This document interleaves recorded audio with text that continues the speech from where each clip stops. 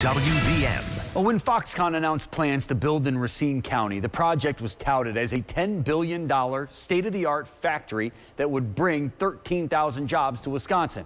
But only a fraction of those jobs and manufacturing has become reality. And at a town hall meeting tonight, the big question will be, what's next?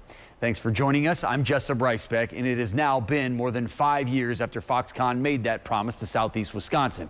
Now tonight, residents in Mount Pleasant are calling for answers. CBS 58's Adam Reif live in Racine County, where a town hall meeting is taking place. Good evening, Adam. That's right, Jessup. Good evening to you. It was a lengthy meeting. It just ended a moment ago. Dozens of people got to listen to the panelists, then ask questions of those panelists, those experts that were assembled. The people who were supposed to benefit by this project want to know what's going on, but answers are tough to come by lately. And tonight, they vented some frustration. It's time for our first fight.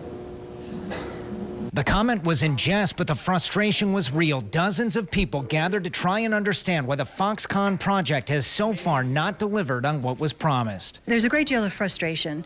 Clearly, Foxconn has not turned out the way that we had all hoped it would. The discussion was organized by the watchdog group A Better Mount Pleasant. The concerns are extensive, and there are no easy answers. How do we get here? What happened? But most importantly, what do we do next? What are our options? Panelists included a lawmaker, authors, and a professor. It's a complicated story, and that's why I guess I devoted a whole book to it. The project was sold as a $10 billion investment in a manufacturing plant that would employ 13,000 people full-time. I mean, I think for a lot of us in the legislature in Wisconsin, it certainly checked a lot of boxes, especially for this part of the state that has an incredibly proud manufacturing history. Last year, the deal was renegotiated to try and salvage a few $100 million, and about 1,200 people currently work there. It struck me right from the beginning that there was a real disconnect between what was promised and what was within the capabilities of Foxconn to deliver. Labor costs here are 8 times higher. There's no supply chain.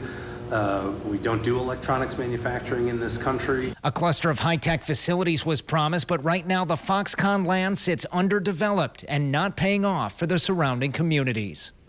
You said it's valuable. I think it's valuable when somebody makes it valuable. Now, organizers of this panel discussion invited Foxconn representatives to take part, but they did not respond to those requests. When we reached out today for an interview or comment, a Foxconn representative said no one was available today. Live in Racine, Adam Reif, CBS 58 News. Adam, thank you.